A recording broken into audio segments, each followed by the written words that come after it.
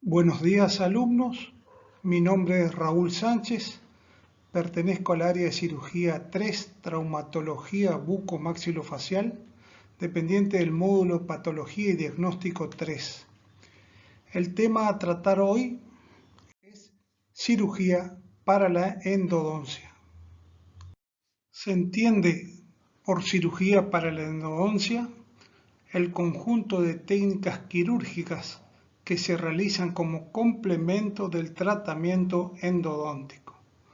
Se limita a la región del ápice con la finalidad de la eliminación de una lesión que no puede ser resuelta por vía del conducto. ¿Cómo se clasifica? Se clasifica en fistulización quirúrgica y cirugía radicular.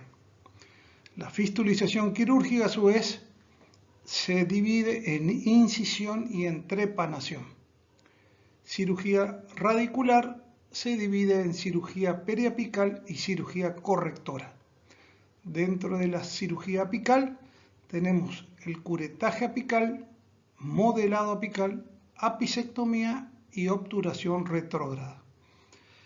Con respecto a la cirugía correctora, por defectos periodontales, raspado, amputación, defectos por fracturas, defectos por reabsorción, defectos por caries y defectos anómalos. ¿Cuáles son las indicaciones generales de la cirugía endodóntica? Cuando tenemos necesidad de drenaje, cuando hay un fracaso del tratamiento no quirúrgico, fracaso predecible del tratamiento no quirúrgico, imposibilidad de realizar el tratamiento no quirúrgico y accidentes operatorios. ¿Cuáles son las contraindicaciones? Las podemos dividir en locales y en generales. Las locales son procesos agudos, lesiones apicales extensas, periodontitis avanzada, reabsorción radicular extensa, proximidad con el seno maxilar, lesión endoperiodontal extensa. Las generales, diabetes no compensadas, alteraciones cardíacas y alteraciones de la hemostasia. ¿Qué es la fistulización quirúrgica? La fistulización consiste en abrir una brecha con el fin de drenar una colección purulenta. ¿Dónde está indicada? En abscesos periodontales submucosos, colecciones persistentes, lentitud de reabsorción, lesiones inflamatorias a repetición. ¿Cómo se las clasifica? Se clasifica en incisión y en trepanación. La incisión consiste en una incisión lineal mayor a 1 centímetro que se realiza con un bisturí número 15 o 15C en la zona más declive de la colección, permitiendo su drenaje. Con una pinza Kocher se realiza la divulsión para facilitar el drenaje. Se suturan trozos de goma dique para evitar el cierre de la brecha y permitir el vaciamiento. Quiero aclarar que la divulsión se realiza con una pinza Kocher, la cual entra cerrada a la colección purulenta, se abre dentro y así como se abre, se retira. Aquí vemos la secuencia de incisión. En la primera imagen vemos la incisión con la hoja de bisturí. Luego la pinza Kocher se introduce cerrada, se abre y así se retira. Luego se coloca un trozo de goma dique y se lo sutura. Visto en la clínica, se observa la incisión, se realiza la divulsión, se coloca un trozo de goma dique, se sutura y ya está. Trepanación. Consiste en levantar un pequeño colgajo mucoperiósteo de tipo PARS en las vecindades del ápice. Se realiza la osteotomía con una fresa redonda número 6 u 8 a 2 o 3 milímetros por encima del ápice, con la precaución de crear una vía que favorezca el drenaje. Con respecto a la cirugía radicular, ¿cuáles son las indicaciones que tiene? Un establecimiento de drenaje, alivio del dolor, complicaciones del sistema de conductos radiculares, como por ejemplo conductos calcificados, cálculos pulpares, curvas radiculares no superadas, desarrollo apical incompleto, reabsorciones radiculares, fenestración y dehiscencia. Problemas iatrogénicos, material no soluble en el conducto, falsas vías insuperables, perforaciones, instrumentación excesiva, sobreobturación, dolor persistente y falta de cicatrización. ¿Cuáles son las contraindicaciones? Se las puede dividir en relativas y en absolutas. Las relativas son lesiones inflamatorias agudas, alteraciones de sistemas cardiológicas, de la glucemia y de la hemostasia. La absoluta, concomitancia de lesiones apicales y periodontales, raíz extremadamente corta y grandes fracturas radiculares. ¿Cuáles son las medidas prequirúrgicas a tener en cuenta? Entrevista personal, preparación de la sala de cirugía, preparación general del paciente y preparación del diente para la cirugía. Quiero aclarar que puede el paciente concurrir a la consulta con o sin el tratamiento de conducto realizado.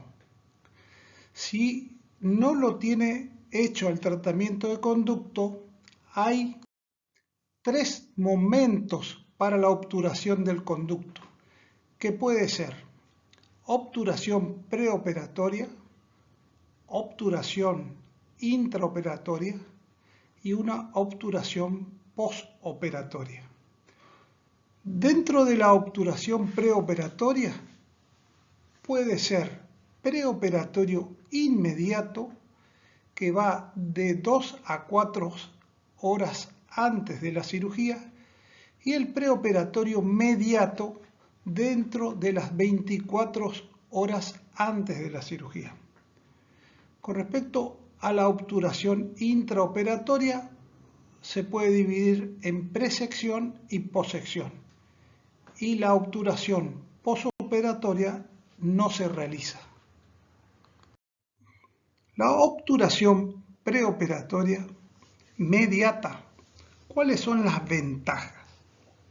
Se realiza un buen sellado del conducto, se realiza una buena obturación del conducto, respeta el límite dentina-cemento, se logra un buen cierre del conducto, permite que los cementos fraguen y se puede controlar las reacciones inflamatorias que se producen por la obturación del conducto. ¿Cuáles son las desventajas? El hecho que se necesitan 2 tiempos operatorios. Con respecto al preoperatorio inmediato, se realiza el tratamiento de conducto de 2 a 4 horas antes de la intervención, con ese tiempo previo no se producen alteraciones inflamatorias. ¿Cuáles son las desventajas? Se realiza en una sola sesión, se puede secar el conducto sin inconveniente, se puede lograr una buena obturación y un buen cierre con el límite cemento-dentina-cemento, y se mantiene la asepsia. ¿Cuáles son las desventajas de esta técnica? Los cementos que se utilizan para obturar el conducto no fraguan y se genera un mayor estrés en el paciente. Con respecto a la obturación intraoperatoria presección, se realiza antes de la amputación del ápice radicular. tiene la ventaja que se mantienen las características del ápice radicular y estamos en el extremo del conducto. Podemos realizar la tracción de los conos y ese cierre apical. ¿Cuáles son las ventajas? Las ventajas que se observa el ápice radicular, podemos realizar una tracción de los conos y lograr un buen cierre apical. ¿Y cuáles son las desventajas que son más importantes?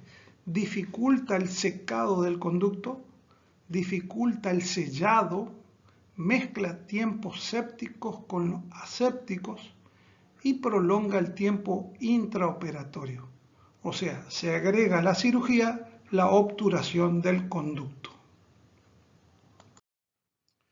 ¿Cuál es el criterio de la elección? Nosotros proponemos que el mejor momento óptimo para la obturación es el periodo mediato con más de 7 días previos al acto quirúrgico. Bueno, entramos directamente a las técnicas, cuáles son el fundamento de la incisión. ¿Para qué se hace la incisión? Para lograr acceso y tallar un colgajo. ¿Cuáles son los factores a tener en cuenta cuando hacemos una incisión? Factores anatómicos de vecindad, número de piezas a apicectomizar, forma y tamaño de la raíz, presencia de bolsas periodontales, tipo de lesión, o sea, la forma y el tamaño, sector del maxilar que se va a incidir, características de la cirugía y defectos óseos. ¿Cuáles son los tipos de incisiones que conocemos? Bueno, se los puede clasificar en colgajos curvos, colgajos triangulares y colgajos trapezoidales. Los curvos se lo conoce como el festoneado o el de Pars, cuando se realiza en un solo diente. Colgajos triangulares, que se realizan incisiones angulares, y colgajos trapezoidales o rectangulares, que es el de Wasmund, el de Newman y el de Osenheim-Luck, que es para evitar el corte del frenillo. ¿Cómo ubicamos el ápice de nuestro diente a tratar? Bueno, hay varios elementos que se utilizan para centralizar el ápice. Uno es una U de alambre con dos vástagos, o sea, un alambre que se dobla en U. Uno de los extremos va dentro del conducto y el otro por fuera y nos marca aproximadamente dónde está el ápice. También se utilizan perdigones, rejillas milimetradas radiopacas, limas de endodoncia que se colocan y dan una idea de la longitud de dónde estaría nuestro ápice, y también conos de gutapercha que a veces se lo introduce como en la imagen dentro de la boca de fístula y nos indica el lugar exacto. Curetaje apical, fundamentos. El fundamento del curetaje apical, ya entramos a la cirugía radicular, curetaje apical, es eliminar el cemento necrótico, favoreciendo la exposición de nuevo cemento y sellando los conductos secundarios y accesorios. ¿Cuáles son las ventajas? Conserva la longitud radicular, material de obturación en el periápice, grandes reabsorciones cemento en dinarias externas, en dientes cortos y en caso de sobreobturaciones. ¿Cómo se realiza la técnica? Curetaje inicial, prolijamiento de la raíz y curetaje final. El curetaje inicial es la eliminación del granuloma o quiste con curetas pequeñas o periostótomo desde el polo superior con la cara cóncava de la parte activa hacia la lesión y la convexa hacia el tejido óseo.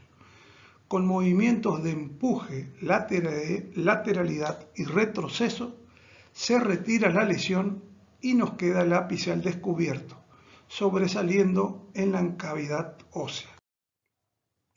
Luego se lava con solución fisiológica y se produce el prolijamiento de la raíz con curetas, raspadores de periodoncia, comenzando por vestibular, posteriormente por palatino y luego por las caras laterales. Por último, se realiza el curetaje final o fino, que elimina pequeños restos con una cucharilla de Black en las caras laterales de la raíz y contornea la cara palatina de la raíz, que es la zona menos visible. El paso siguiente es la sutura. Rebatimos el colgajo mucoperióstico y hacemos sutura a puntos separados o colchoneros en los espacios interdentales con hilo de nylon o seda de 4.0 o 5.0. Las precauciones postoperatorias a tener en cuenta: dar al paciente analgésicos y antiinflamatorios y antibióticos. ¿Y qué complicaciones puede tener el paciente? Puede tener una posibilidad de hemorragia, un edema postoperatorio y un dolor postoperatorio. Esta es la bibliografía aconsejada. Muchas gracias por su atención y que tengan un buen día.